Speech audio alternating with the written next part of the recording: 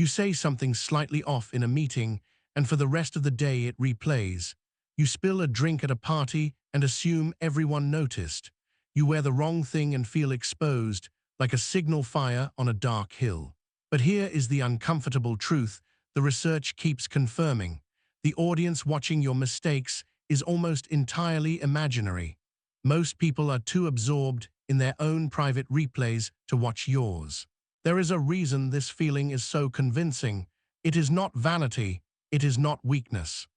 The mind was built inside a social world where being watched actually mattered, where being judged by the group had real consequences. That ancient architecture is still running today, even when the stakes have changed beyond recognition. The feeling of being observed does not wait for evidence. It arrives automatically, pulling focus toward yourself, scanning for signs that you have been noticed, catalogued, found lacking.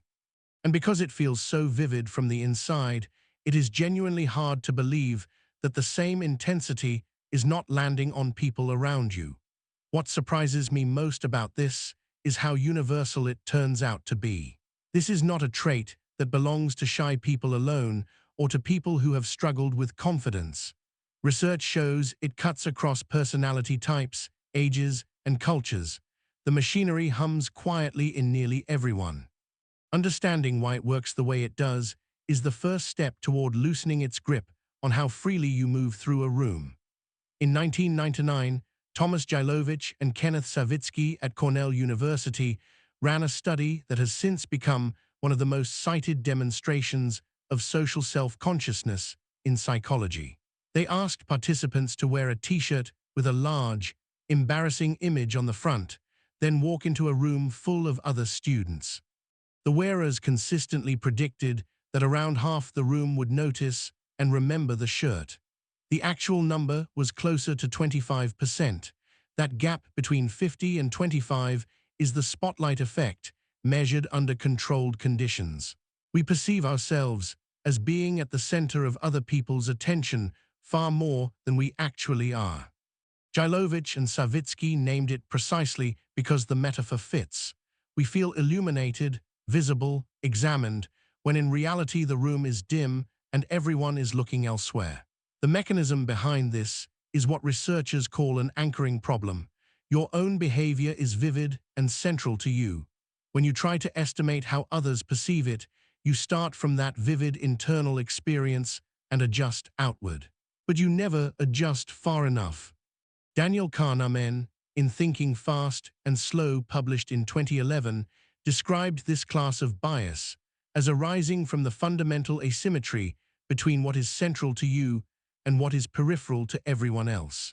What you experience as glaring and unmissable is simply not part of other people's mental foreground. They are busy managing their own version of exactly this. Here is what shifts when you sit with that finding for a moment. Every person in the room you just entered, the one where you stumbled over your words or laughed too loudly, every one of them is quietly running the same program. They each have their own earlier mistake on a private loop. They are each monitoring their own performance, wondering what you thought of them. This is sometimes called the illusion of transparency. Gilovich studied this phenomenon alongside colleagues, including Victoria Medvec, finding that people consistently overestimate how visible their internal states are to others. The nervousness, the embarrassment, the self-consciousness you feel radiating outward is almost entirely invisible. People are not bad observers. They are simply occupied. The attention we assume is pointing at us is nearly always pointing inward, at its owner. Viktor Frankl, writing in Man's Search for Meaning in 1946, described the strange freedom that arrives when you stop expecting your inner experience to be legible to the world. He was writing from conditions of extremity, not social discomfort, but the structural point holds. Much of the weight we carry in everyday social situations is weight we added ourselves, in anticipation of a scrutiny that was never coming.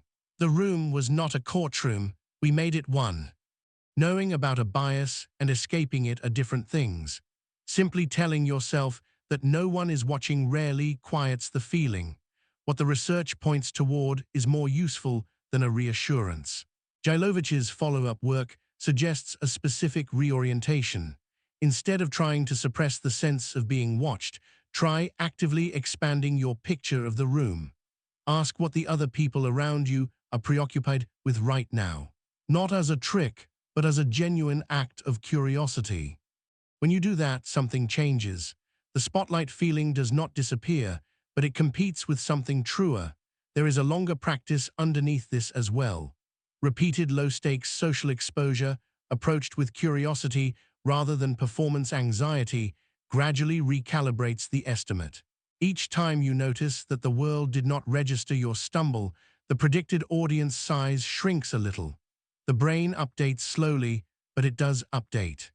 What this ultimately means is that a significant portion of the social weight most people carry is load-bearing nothing.